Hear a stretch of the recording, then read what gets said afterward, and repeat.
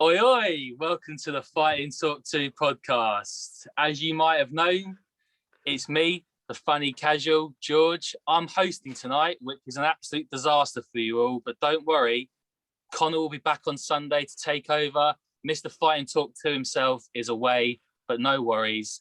Me and the other co-host of tonight's show, Mr. Eloquent Analyst himself, Praf. How are we doing? Yeah, man, I'm doing good, man. This is a weird setup, but we're going to make it work for the people. Crazy setup. I want to apologize to you all. You know, Mr. Fight and Talk usually holds it together, but tonight you're going to have to rely on the casual man to do it, and hopefully I'll pull it together. We've got a lot to talk about, though. Last night's card, there was some okay events on it, mostly with the main event, but some of it's not so great. We then need to talk about the next week as well and what's fallen off there. You know, obviously, TJ, EPO Dillashaw against Corey Sandhagen. That's not happening. They pushed that back to July. So we've got to talk about some other fights. But let's crack on. Let's talk about last night's main event, light heavyweight division. Number 3, number 5, Dominic Reyes, Prochazka, and that Hellbow. And you know what I'm going to love about this next 5 minutes? Is that for months we've been saying that Dominic Reyes is about to get murdered by Prochazka. And the only man that's been stopping us from talking about that is Connor. And he's not here tonight. Literally. So we can now go all in on Jiri on the lagers and say he's going to win the light heavyweight title next year. But tell me, how did last night go? I can't disagree with you, George. I do believe that in the next year, Jiri Prochazka becomes a champion. I think his style is just so unorthodox. I think everyone in the light heavyweight division is going to have terrors with him. Even if he doesn't win the title, I think 1 through 10 are going to have fits with this guy because he's just so unique. And his style is just so different to everybody else in the light heavyweight division. And I think that was the beautiful part of it. And I think that's the part that we all kind of love to see. We love to see the guys with the unique styles like Sean O'Malley, like TJ Dillashaw, like these guys who come in throwing mad head kicks and having a very, like hands down style as well. I think is something that I think a lot of people find interesting. And wow, I think Dominic Reyes just looked a bit lost in there. And I think that's kind of the theme of those first 2 rounds that we saw, the only 2 rounds we saw of this fight. Yeah. Incredible performance by Jiri. I got to give credit to Dominic and his chin for that first round, surviving that first round. Jiri throws incredible combinations, 1, 2, 3 strike combinations that just seemed to have him flustered and just had no answer for it. It seemed like every time Dominic stepped into the pocket, Jiri just seemed to crack him with every single shot. So it was crazy to watch it in a way, because we saw Dominic Reyes against John Jones and he did really, really well, managed to stay in there for the entirety of the fight, and to just see him get completely kind of manhandled within 2 rounds by Jiri Prochazka, who's, only had 1 fight in the UFC. One thing they kept saying on the broadcast that I loved was that he didn't come to the UFC until he was ready to be in the UFC. And you can really tell that he's come in, he's fighting the top of the division.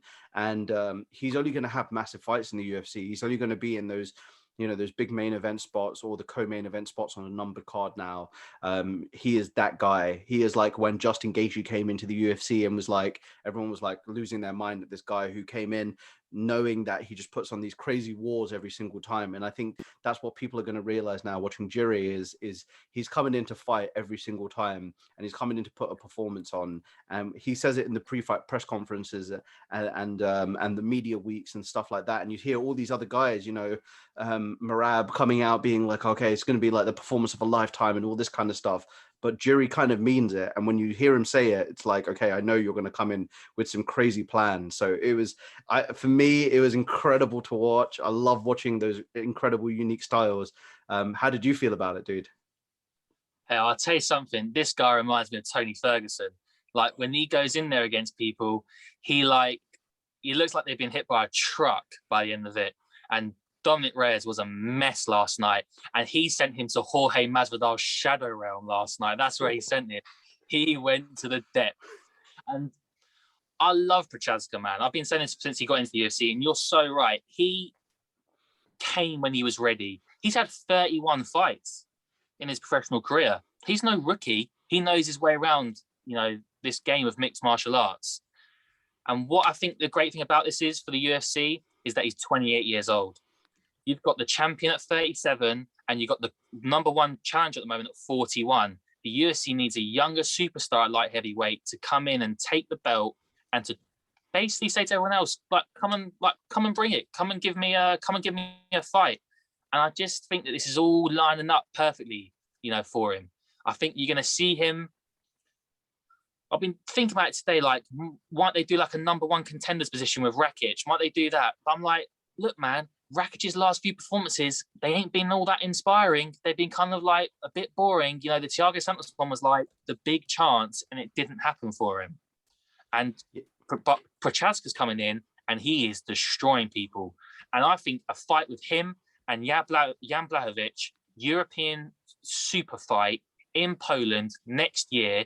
We're going to go, because it's in Poland, EasyJet, £30 flight, and we're going to get absolutely on it for the weekend. And we're going to watch Jiri Prochazka become the light heavyweight champion of the world. I agree, man. Yeah. And I think this is going to be a tough fight for Jan specifically as well. You look at styles make fights is the classic phrase that they use. And I do see Jan being able to overcome Glover. A lot of respect for Glover. I think he's definitely a veteran. Love his style over the years. Got a great ground game, but I just think Jan's going to be a little bit too much for Glover to take. And then, it's going to set up this fight beautifully. I do believe that, I see Dominic here at number 3. So Jiri's going to take that position there. And then you're going to look at Glover, Alexander Rakic, and Jiri at the top. So naturally, if Jiri doesn't want to wait the time, then the fight to make there in that spot is definitely Alexander Rakic. And it didn't look like Jiri took a lot of damage. Alexander Rakic kind of cruised to a decision in his last fight as well. Didn't take a huge amount of damage. So let's get these guys in there soon, and maybe that be on the same card as Jan versus Glover. And I don't actually know when that's going down. Do you know when that is? Yeah, man, September the 4th, UFC 266. That's going down. So let's definitely, if they want to book Rakic and Prochazka, 100% on the same card, 100%. Yeah, you want to line it up so these guys can fight each other afterwards as well, and keep the continuity of these title fights going in these numbered pay-per-views. I feel like, I don't know if especially having 3 title fights on that last card, they're kind of running out of champions to have on these numbered events, and you want to see these guys have a quick turnaround. Especially look at Usman from that last fight, right? Didn't take a whole lot of damage. Now they're talking about potentially getting him in against Michael Chiesa or Colby Covington. Like, I'm really interested in these fights as well. So let's hope that there's a quick turnaround as well. What happens for Dominic Reyes as well? Like, going forward, I don't want to say that it looked like his mojo was particularly gone. I thought he put in as much of a solid performance, and I think this is more about Jiri Prochazka being as overwhelming as he is, more so than Dominic Reyes. But like, for Dominic Reyes, what do you see for him going forward? I don't see him. I hope they give him not a layup fight, but I feel like, an Anthony Smith or something like of that nature. Maybe not necessarily someone on a losing streak, but someone that I would say is, not Jiri Prochazka, not Jan Blachowicz. Yeah, man, he needs someone in that 5 to 10 range, an Anthony Smith, a Volkan Ozdemir, someone like that, someone who can get back in there. And not an easy fight. That's not an easy fight. But whatever happens, Dominic Reyes needs a win. It's simple as that. He cannot lose 4 in a row. It cannot happen. You'll be finding yourself well down the rankings then. You'll be fighting killers, up-and-coming killers all the time at that point. You need a win. You need a win over a big name, and Anthony Smith is a perfect example to get yourself back on track. I don't know what's happened to Dominic Reyes, because when he came into that fight with John Jones, he was like, this is the next guy. This is the guy who could beat John Jones. He won rounds on John Jones, but still lost the fight. Where he go, and then, I said this on the preview one with Connor, like, he walked into the cage against Blachowicz and I think he just thought that he had to just turn up and win, and he got a rude awakening. I think last night was kind of a wake-up call to where you currently are in the light heavyweight division. He's still a top mixed martial artist. He's still one of the top 10 guys in the world. There's no doubt about it. But there's just better guys in there right now, and he's got to build his way back up. He needs 3, 4, 5 wins in a row here to kind of get himself anywhere near the title shot again. Yeah, I agree. And I think Dominic, Yeah, it's crazy to see now where he is and where he was. Came into the UFC with so much steam, coming off of that beautiful head kick that he landed in LFA. And for me, his win to get to the title shot was against Chris Weidman. He finished him with a right hand early in the first round, and then he went on to fight John Jones. And when he was matched up against John Jones, truthfully for me, I didn't feel like he was gonna give John much work. But I'm going to be honest, I've kind of felt that way about Anthony Smith and Thiago Santos as well. And Thiago Santos went in there and took John Jones to the limit, I would say. Dominic Reyes having even more of a cleaner performance against John Jones. And I ultimately actually believe that he won that fight against John Jones. So to see him get finished by Jan Blachowicz and then against Jiri as well, like these aren't, not saying that these guys aren't like incredible fighters, but like going in against John Jones, do we maybe give John Jones a little bit too much steam, especially in these later years, knowing now that, how good Jan did against him, how good Yuri did against him? Like, for me, does it feel like we're putting maybe a little bit too much on John Jones, saying that he is, the greatest fighter of all time? I feel like maybe that applied pre, UFC 200, when, the last fight he had before that was against, the first DC fight. I think at the end of the first DC fight is like the tail end of John's GOAT status. And I think all the fights after that were just kind of like weird, all felt very, very weird. Hey, look, man, obviously we're going a little bit off topic here, but that's all good, because what happened was, what you're saying is happening right now. Obviously, they're talking about the John Jones and Francis Ngannou fight, and I saw old Francis tweet saying, "You're just sleepwalking to decisions at the moment, my friend," and that is definitely what's happening. John Jones, the last couple of fights, it's been pretty boring, and people might say that's because he's finding it too easy. I disagree. I think he is finding it hard at times, and Dominic Reyes did push him. He pushed him to the limit, and other guys are pushed him to the limit as well. So we'll see. Obviously, he's going up to heavyweight, isn't he? Old Bones himself. But man, I feel like he's in for a tough night against old Big Francis, and he's given big massive that he's going to finish Francis Ngannou. Man, if he finishes Francis Ngannou, well, maybe we'll talk about him as the GOAT. But I don't see it. I think he's in for a tough night. I think he's had a couple of tough fights previously. I do feel like there's kind of this like inside like rhetoric that John Jones has got to win the fight no matter what. He's got to win it. We've got to keep him going. We've got to keep him going. Well, you're not going to have to keep him going against Francis Ngannou. It's either you put up or shut up against Francis. And so he's in for a hell of a night. And please, let's just pray for one moment. Please, Dana, just pay the guys the money, because we don't want to see Derek Lewis. I don't want to see Derek Lewis again. I kind of get it. I'm sure it won't be as bad as last time, but come on. Let's see John Jones. Let's see John Jones, Francis Ngannou sometime in July, August. Let's do it. Yeah, I think Francis, if Francis wins, is he the GOAT now as well because he beats John Jones? Is that how it works? He's the people's GOAT. He's the people's GOAT. He really is. He is. Yeah. Francis Ngannou with patience and takedown defense is the scariest person on the planet, bar none. So I agree 100%. With that. But, moving on from that onto the rest of the fights of this card, what was the other fight that, there was another fight on this card that really stood out? And who did you think that was? Hey, well, I want to group two guys together right now. I want to group Chigadze and Merab Dvalishvili. The reason why I'm going to do that is because if you're bad at geography, both these guys come from Georgia, which isn't the state in America. It's that little Eastern European country which is producing murderers right now. And these two guys are perfect examples of absolute killers in different ways, though. Dvalishvili has got known for his wrestling. I think it's like crazy, like 54, 55 takedowns in his last like 5 fights. It's a crazy amount of takedowns. But last night he stood up and striked with Cody Stamann and proved that he's got a bit more of an all-round game to him. That's now 6-fight winning streak for Merab. The other guy, Chigadze, more of a kickboxer, got an incredible kicking range. And again, 6-fight winning streak. He fought an absolute legend of the game in Cub Swanson, a guy that we all love. And the guy who was on a bit of a resurgence, but got brought right back down to earth last night. And what I love most about this is 2 great performances matched up with 2 great call-outs. Shli wants Dominic Cruz. Makes sense. I'm into it. I know you love Dominic Cruz. Dominic Cruz needs competitors. He needs like actual competition, and up and comers like Shli provides him with that kind of competition for sure. Chigadze, look, man, he threw that Max Holloway shout out, and I was like, no. Don't ask for Max because you're gonna get blessed.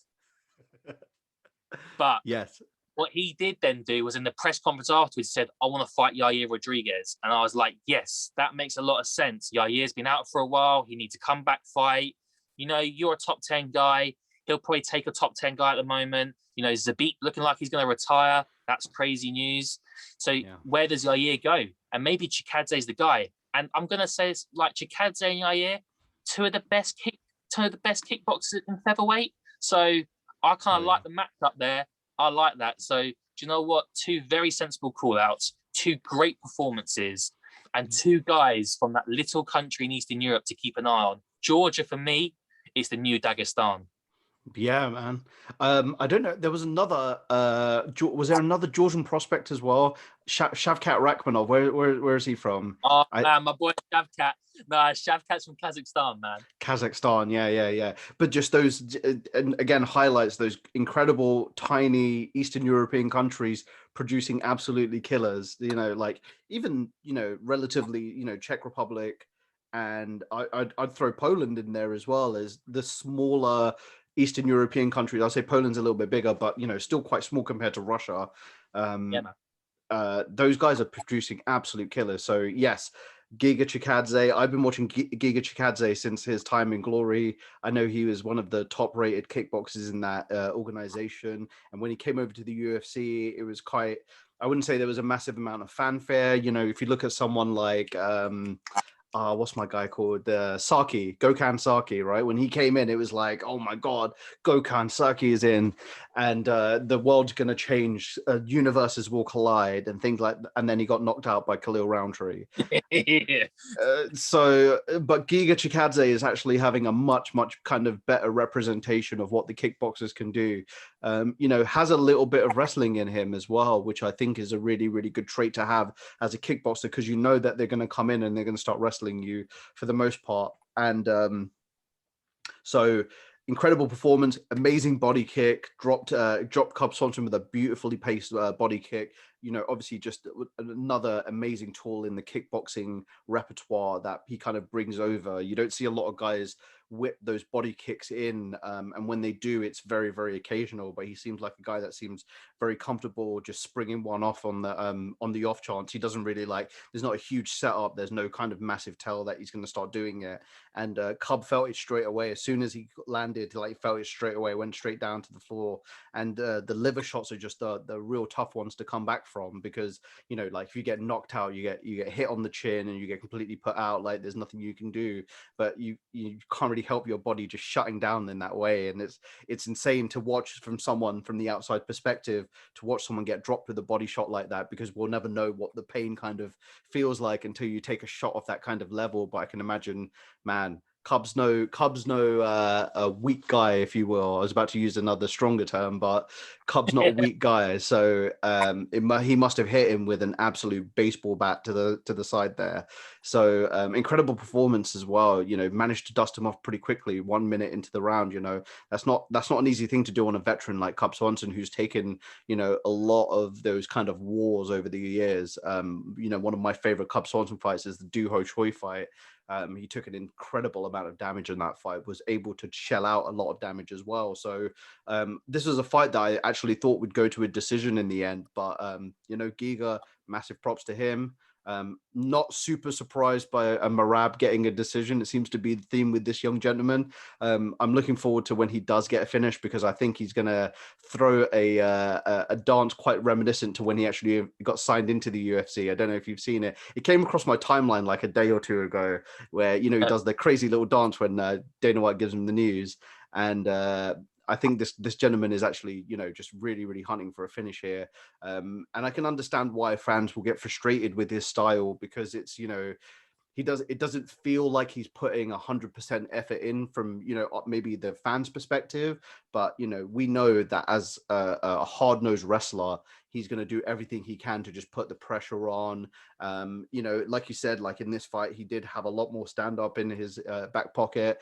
Cody Staman's a tough fight in the bantamweight division for any of these guys. He's got fantastic wrestling. He's got great hands. He's got great kicks as well. Like I think that's underrated in those lower weight classes. Having a complete game, not just kind of wrestling and boxing. You're wrestling and kickboxing. So Cody Staman's dangerous for a lot of guys, but Merab managed to shut him down. One across the board on a night where a lot of guys had split decisions and split draws and all sorts of weird results. So great win from Merab. Those two guys are representing Georgia in a big way.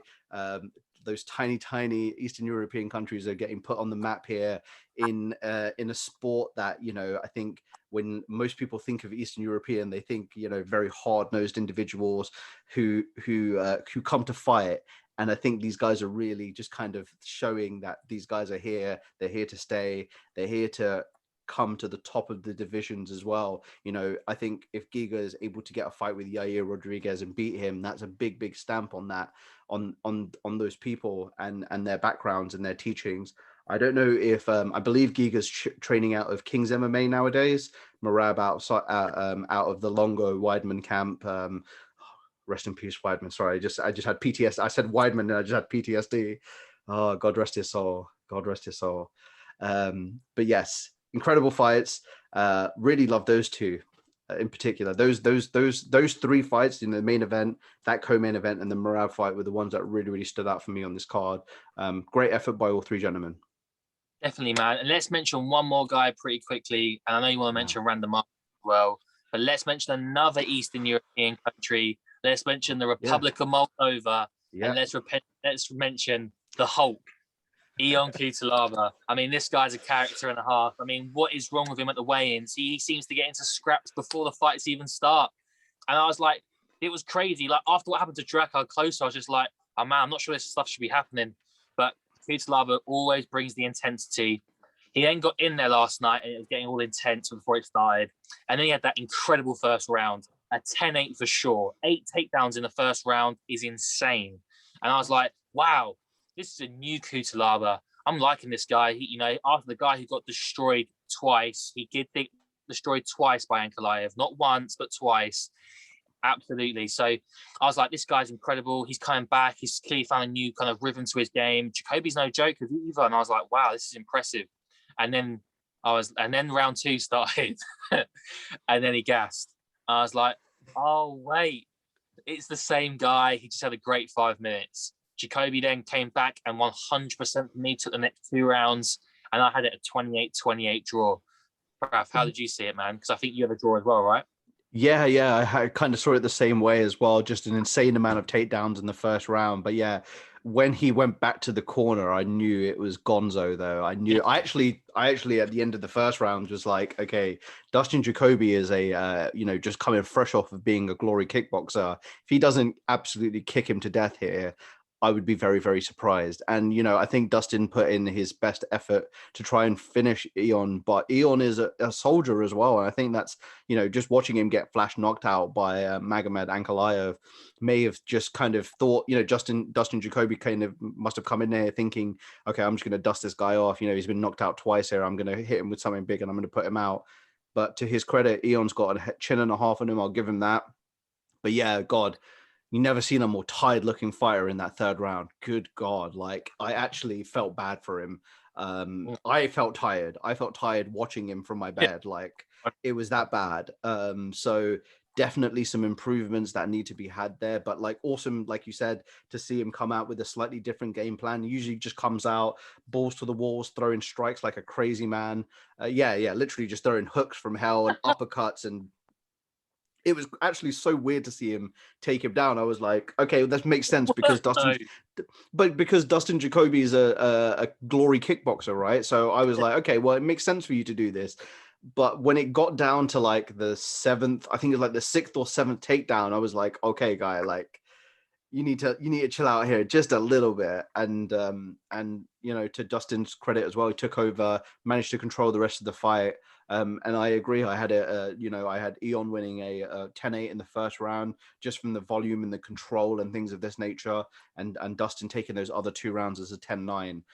So yeah, a draw for me as well. A lot of splits over this card, man. It's frustrating. We talk about the judges quite a lot and things of that nature, but I know for me, like, I get really frustrated when you can't see even just the judges that you've appointed cannot come to a unanimous decision on who wins the fights. And I think, I wouldn't say that a lot of these fights are like painfully obvious, because, I think the last round kind of means a lot for the judges, because that's the last thing that they see before, the fight's finished.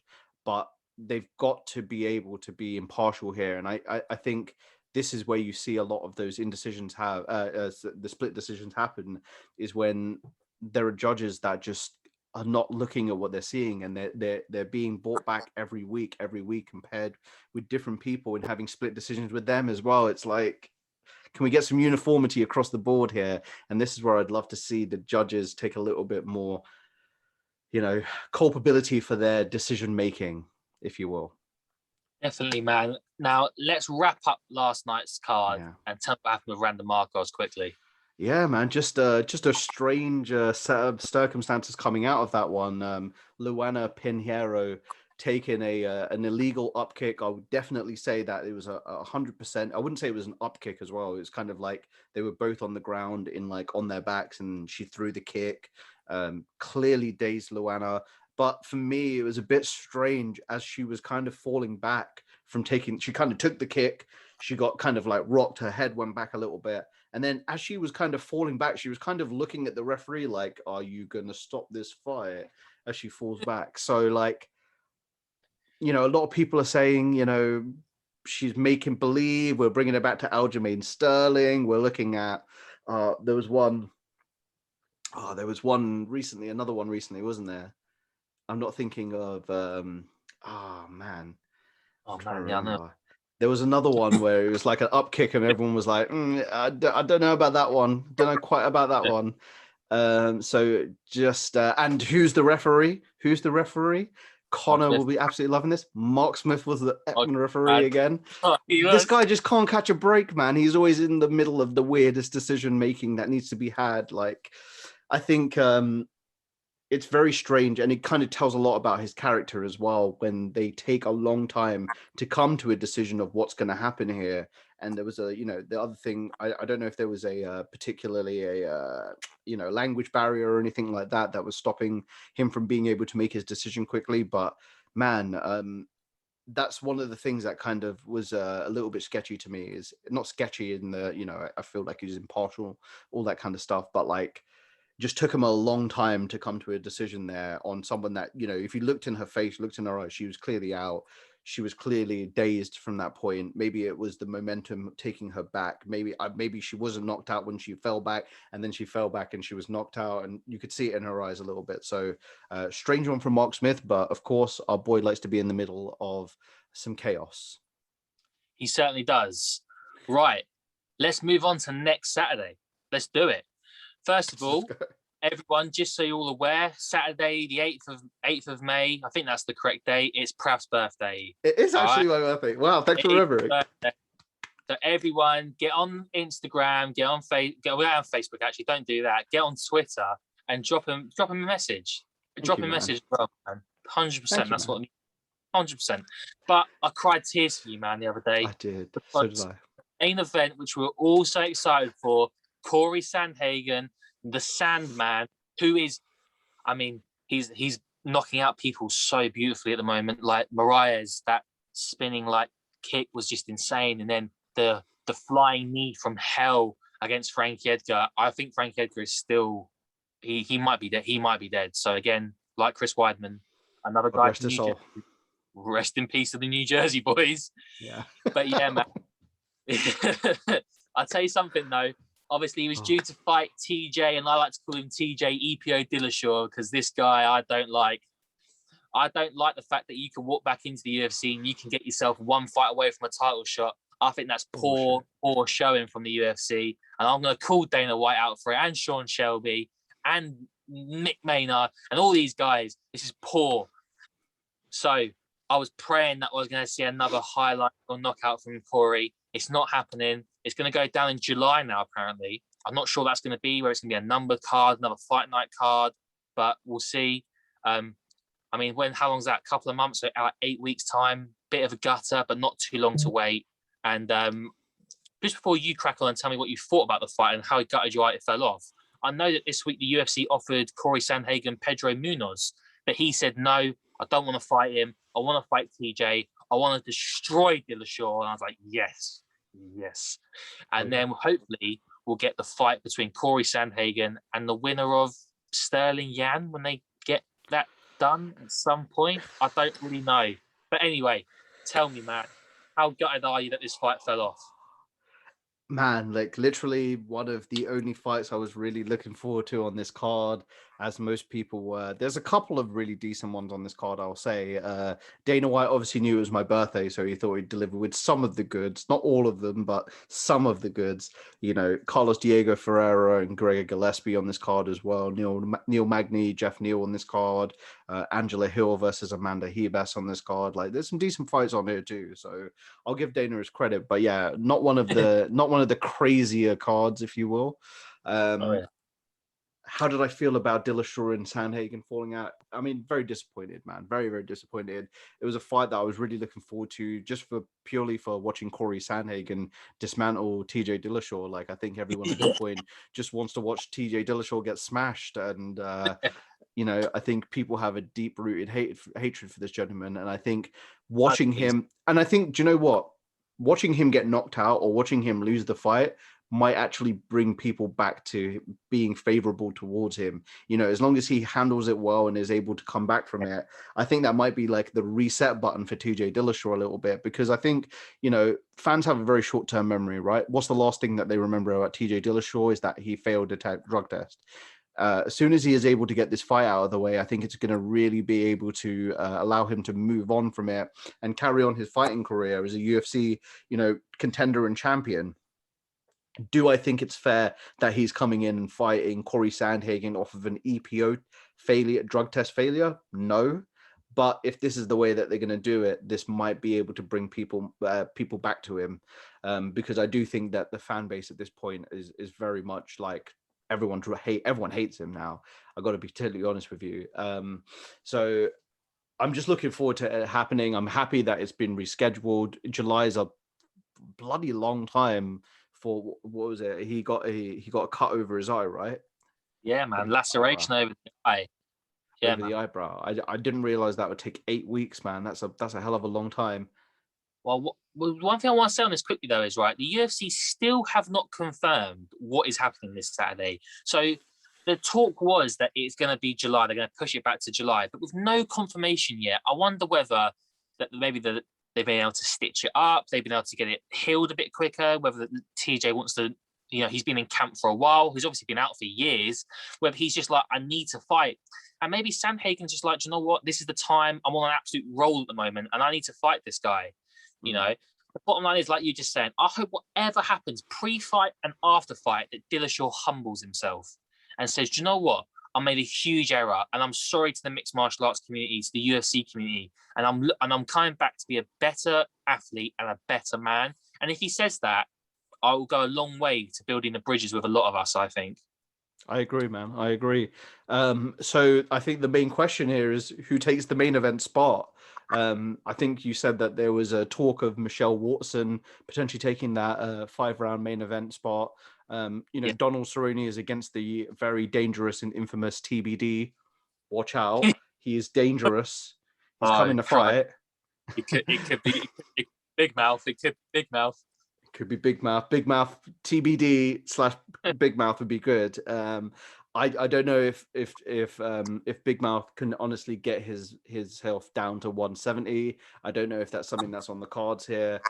If Donald's willing to take a catch weight here, I don't know if Donald Cerrone necessarily is like, you know what, fuck, you know, if I can't fight, then, you know, F it, I'll just go back to my ranch and shoot some things and go for a boat ride. That's the other thing as well. And if that goes off, you know, I can't actually see. I'm looking at the card on Wikipedia, and I know obviously, notoriously, they're rubbish at updating the cards on the website. But even on Wikipedia, there's only one announced fight, and then everything else. Sorry, there's one on the fight card, and then there's a bunch on the announced bouts. Like, this card is happening next week, and doesn't seem to be any uniformity with what's kind of being presented here as the card. Even, you know, like, I would say even this card that we just watched this last weekend wasn't the strongest card, but we knew what was coming. We knew what was coming 2 weeks down the line, right? We're getting to a week before here, and we don't even know who the main event is actually. Like, we kind of know who it might be. You know, there's other strong fighters on the card that it could go to, and, you know, potentially that's an opportunity for, you know, like a Neil Magny versus Jeff Neal. That's a chance for Jeff Neal to get another 5-round fight in, and really kind of get that cage time. There are other guys like Carlos Diego Ferreira versus Gregor Gillespie, who is another fight on the card that I think could really benefit from being a 5-round main event, maybe even a 3-round main event if it's too late for them to you know, add those additional rounds on. We've seen it now. You know, all rhetorics are out of the window now. Yeah, we could be seeing a 3-round main event with a 5-round co-main event. Like, all rhetoric's out the window now, especially in the COVID times. I feel like they're very lackadaisical about, you know, making sure that they finish the fight cards. You know, if this was a public event with thousands and thousands of people coming, you know, this better have been sorted out like a month in advance, so people know exactly what's coming here. I remember when I watched the Bisping versus Anderson Silva card, that they announced that fight on like Christmas Day or Christmas Eve, and the fight was like maybe like a month away. And I remember being like, I bought a ticket to go see that event, and I was like, I don't even know who the main event is. I know Gegard Mousasi's on the card, and that's great, but like, there was nobody else. And so this feels very reminiscent of that. So interesting to see what happens. But who do you think should be the main event of this card? Hey, well, look, if you believe old Ariel Hawani, and I had a little look on Tapology earlier, he's saying that it's most likely to be Marina Rodriguez against Michelle Waterson is going to be the main event. Now, look, it's not Sandhagen Dillashaw. I'm not going to try and build it up to be that. I don't hate it, though, for the simple reason that Marina Rodriguez came off that incredible performance on Fight Island back in January, where she destroyed Amanda Hebas, who's also on this card as well, funnily enough. Yeah. And I just think that she's one of these up-and-coming rising stars, and maybe a main event on a fight night card, which isn't the most stacked thing in the world, might give her the kind of platform to kind of showcase her talent, potentially. Do you know what, though? If they book that as the main event, and they book Jeff Neal against Neil Magny as the co-main, and then you've also got Hebas against Hill and Ferreira against Gillespie on that card, it's actually not the worst. It's not the worst main card in the world. I mean, I've seen worse, probably. It's not hideous. I mean, I just think it feels hideous because we have no idea what's going on. And also because the big main one, which we couldn't wait for, has fallen off. But we still don't know if that's fallen off because they haven't really confirmed it. They've just said kind of he can't fight, but no one's actually said, oh, it's definitely not happening and we're rebooking it. The only talk is that it's all just rumor talk at the moment. And so Dana White and Sean Shelby and all the guys, they need to hurry up because we don't live in normal times. These guys have got to go through COVID protocols. They've got to get into the athlete bubble. They've got to do all this kind of stuff before fight week, plus cutting weight, doing press conferences, talking to the media. You know, there's lots to do in this next 7 days. They need to hurry. They need to hurry up, and we need to hear an announcement. We need to hear an announcement tonight about what's going on. It's as simple as that, really. But I think it will be Marina Rodriguez against Michelle Waterson, and I think we'll see Jeff Neal and Neil Magny in the co-main. And you know what? I don't hate it. I don't think it's not spectacular, but let's just get through this week, and then next week we can talk about UFC 262, which is stacked. Very, very stacked. And I agree. It's not like the main card that you just read out is actually pretty damn decent. I would actually say against most other fight cards, if Donald Cerrone is able to get an opponent as well, and you chuck him on that main card, that's actually not a bad main card. And I agree. You know what, man? I actually reckon that if they got Cerrone of an opponent, I actually think that's a better card than the one we've just talked about. Yep. Yeah, 100%. I agree. And I think that's a main card that you're guaranteed to see a lot of very tight fights, tough wars. You know, like Carlos Diego Ferreira versus Gregor Gillespie. I know it's going to be a great fight. Neil Magny versus Jeff Neal will be a great fight. Angela Hill versus Amanda Hebas will be a great fight. Like, there are some good fighters on here. But I got to agree as well. 262 is incredible. I can't wait. Oliveira versus Chandler, Edwards versus Diaz. Oh my God. I cannot wait to break that down with you guys because that is going to be such a good card. Hey, let's just before we wrap it all up, let's just mention it very, very briefly.